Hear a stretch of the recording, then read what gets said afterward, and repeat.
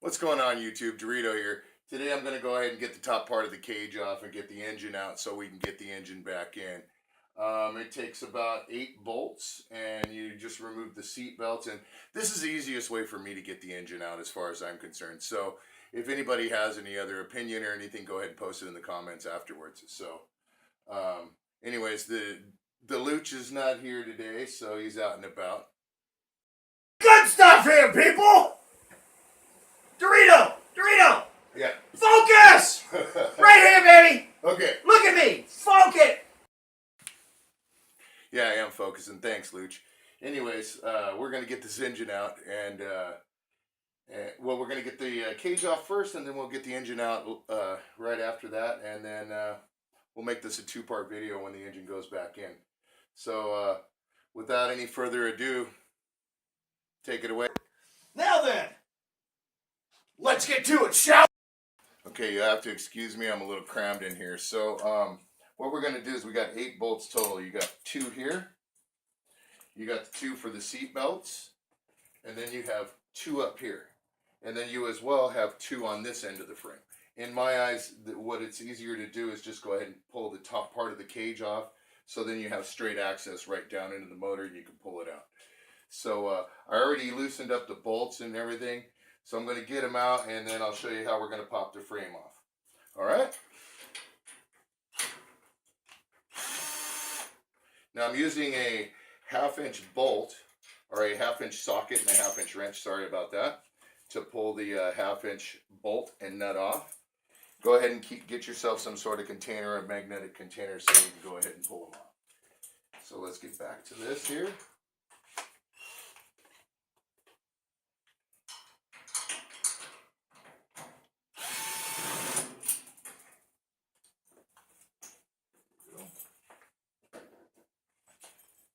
Now some of these you might have to end up tapping out with a rubber mallet or a hammer. Just be careful on how you tap them. All right?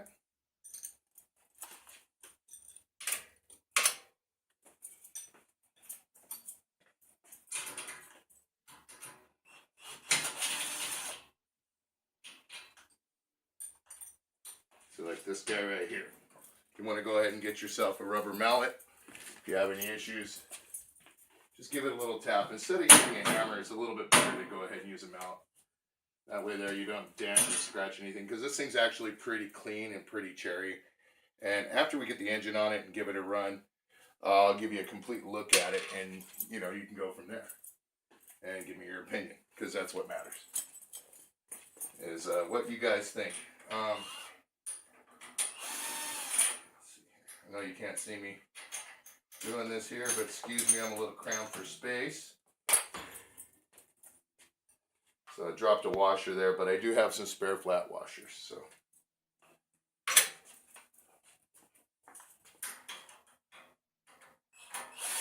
So far so good. I've only had to tap one spot with the rubber mallet. Hope you guys are keeping an eye on this. It's not really any major thing. It's just my way of thinking that that the frame will come off a little bit easier. I'm sorry, the top part of the cage. Just to make sure that the top part of the cage will come off a little bit easier. Okay, now let's see here.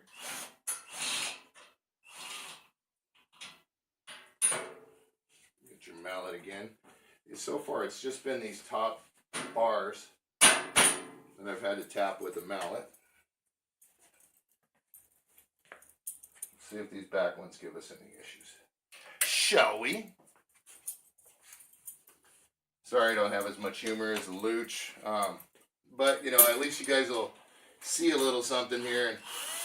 And I'm sure that everybody kind of wants to see what's going on, too, instead of just all the humor. But I could be wrong. And I think more than likely I probably am wrong. Okay, getting this final bolt off here, and we're going to see where we're at. Now this is a little jingus for the antenna, or not the antenna, but the flag bar, which you guys do need a flag out here. So we're going to put that back on when we put the top part of the cage back on. I know I keep saying frame, but bear with me, people. Bear with me. I'm only solo con carne here. Okay. So let's see if we can lift this off. Now we got all the bolts. We got 1, 2, 3, 4, 5, 6, 7, 8, which was your seat belts, 2 bolts. This part of the bottom part of the cage, this part of the bottom cage here, which is a total of 4 bolts. And 2 other bolts up here. Just a little tap. See how easy it came loose? Alright, well let's put this up. So there you go. Comes right off, real easy. So let's put this up. I'm going to change the view on the camera and get back to you. Okay, I just wanted to give you a quick top view of why I thought it was easier to move the roll cage off of the top of the Yerf dog to go ahead and yank the motor out. So I'm just taking this quick video to show you that I can reach down here and actually yank the whole engine out. So let me go ahead and reset the tripod and I'll get right back with you guys. So now that we got the frame off and I showed you the view, what we're going to do real quick is we're going to get this the pull start cord just loose a little bit. Yerf dog does have this little loop right here that actually for your pull start. So you just loosen it up a little bit, bring it out, bring your pull start cord back. Let it go. Oops. Anyways, and then after that, that is a let's see here. That is a 7/16 bolt. And what I did was I did get a magnetic tray, and that has all the bolts in it for the cage. So we're going to set that aside. And we're going to get another magnetic tray. And now I am going to just loosen the torque converter, the drive side of the pulley, and take off the belt and just remove the engine. I want to kind of keep this together for now because gradually I might change the gear out. But I just want to get the engine out for now because we're going to put a new one in it. All right, so let's get on that. What you want to do is you got 4 bolts. You can reach a wrench in right over on the back ones from both sides, and you're going to loosen those up. So I'm going to go ahead and loosen those up, and I'll get right back to you guys. Okay? Now that you got all your bolts out and ready to pull the engine loose, see we got our loose, ready to go. There's a couple things we still need to pull. I still need to pull the pulley. I still need to pull the shield. But also I need to disconnect the ground, which I've already done. It's at the front end of the engine. And then the throttle, which is pretty basic. You want to just go ahead and, this has got a Phillips end here that's pretty darn. So you got a Phillips head right here. Or it's, I believe, 10 millimeter. But I just used a Phillips head, got it loose here. What you want to do is loosen up your throttle cable a little bit. Okay? And then get it loose from that, and then you have a little section underneath here. These Tecumsehs really, I don't really like them so far. Don't know too much about these things, but so far everything I've seen I don't like.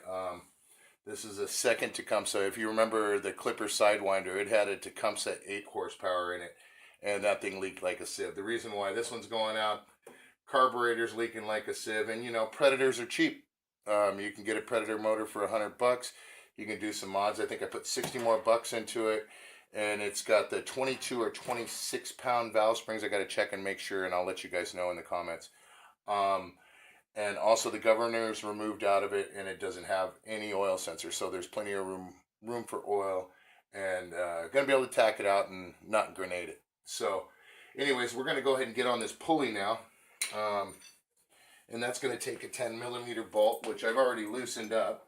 So we're going to pull this guy off real quick, and then go from there. I know you guys can't see it here, but we'll show you in 1 second. Everybody knows what a pulley looks like. We've done it before. So let's go ahead and get this thing off real quick, shall we? Okay, there's the pulley. And then you always want to make sure when you pull this off, you know, everybody says it, that fitting. Make sure that sleeve is always on there. You don't want to lose that. So very important, people. Very important. That little sleeve is very important. So we're going to set this aside in a safe place, and then get a couple more bolts loose. We got the shield on the side, which is 4 bolts, 10 millimeters, and then we'll be able to yank the engine out. So we'll get right back to you guys. Bolts here. I already pulled one of them off for the shield on the torque converter here. we'll get the back one off, and then we should be pretty much ready to pull the engine off. So let's go ahead and put these up and get this darn heat shield out of the way. As you see right there, don't know if I'm going to put that back on. It's not a heat shield, I'm sorry, it's a blast shield. Don't know if I'm going to put it back on or not, but I did put it back on for safety purposes only. But we'll see how it mounts up with the Predator. So let's go ahead and get this motor out, or this engine out real quick, and see what we got. See, bam, real easy. Out with the Tecumseh. We don't need that anymore. Little dinky motor. Don't know much about them. You know, we'll see how that goes. Don't know much about all of this anyways, just learning as we go, people. So, here we go. As you can see, there's a whole bunch of gunk on here. We're going to clean that off. We're going to spray it off with some engine cleaner and go ahead and get that stuff off. But also, too, I wanted to point out, you can see this plate, this is the jack shaft plate that is goes in between the engine and the engine plate itself. We're going to go ahead and use this. This is adjustable. Gradually, after we put the new engine in and do the upgrades, we might change out this gear here to see if we can get a little bit more top end, but I don't know. We're going to see what we can get out of this. So let's go ahead and clean this up real quick, and then we'll go from there. Spray some of that stuff on there. A little messy, but you know, not like the Luch. So a little bit of gunk. Now we want to use a dirty rag anyways, just to spread it out. See what we can clean up. So let's go ahead and clean this up and see what it looks like afterwards. Shall we? I wiped it all down. I got a cleaner rag just to go ahead and get some of the gunk off. And I'm actually amazed at how much this thing cleaned up. You know, I've been floored about this buggy from day one when I got it. I got it for a real good price. And the more and more I look at it, I see there's really no major problems with this thing whatsoever. It's just the engine wasn't good enough. So anyways, we got this cleared off. So 1 second here, we'll get right back on this. Okay, so we got the cage off today, and which I think is the easiest way to pull the engine out, and I hope you guys did too. We got the engine out, we got the jack shaft area cleaned up. We're ready to slap the engine in. So we'll go ahead and do that in the next episode and get her done on that. And I think Luch is going to be around for the upgrades and stuff. And I think I'll be taking the first ride after we put the engine in on the next video. So I'd like to give a shout out to some new subscribers and some subscribers that have been there. We're just going through the list, and I want to let everybody know that we really do appreciate you guys watching. And so I'm going to give you guys a shout out. We got a shout out to Erica Mullins, you rock. Captain Jerk, you rock. Fat Janice, you rock too. And Mr. Hazy Days. Hazy Days for President, rock on. And then Making Tracks and Angela M, you guys rock too. So go ahead and leave a comment, smash that subscribe button if you guys haven't already. Hit the like button, you know, share it. You know, hopefully you guys like the videos. You know, the bloopers, we're going to keep coming with those. I see you guys like that. I hope you guys like the card stuff too, because that's what's really important, is getting this stuff and maybe getting a little bit of information out with comedy. You know, both of them. That's what's important to us. So thanks for watching, and we'll see you guys on the next one. You rock. America!